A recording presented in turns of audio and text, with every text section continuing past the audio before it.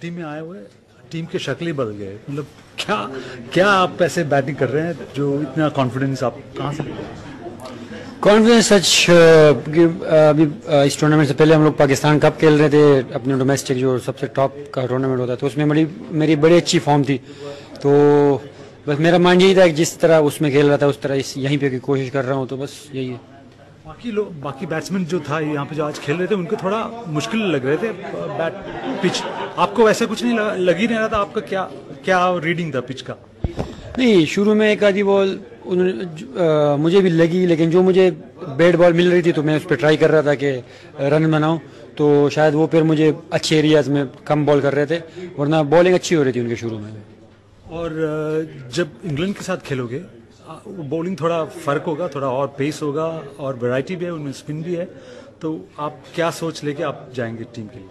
बिल्कुल बिल्कुल, इंग्लैंड की टीम को हम लोग पिछले मैच में भी देख रहे हैं, तो बहुत अच्छी बॉलिंग अटैक है उनकी, तो यही करेंगे कि अपना सिंपल रख के खेलेंगे बॉल टू बॉल, और देखते हैं क्या होता है।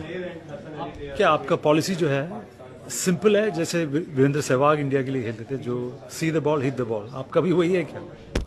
बिल्कुल, अब ये गॉड गिफ्टेड होता है, तो मैं भी कोशिश करता हूँ कि मैं अपनी तरफ से मेरिट पे ही खेलता हूँ, तो वो उसमें शॉटें लग जाती हैं, तो बस ये नेचुरल है, इसमें कोई वो नहीं है कि बस आपके माइंड में यही हो।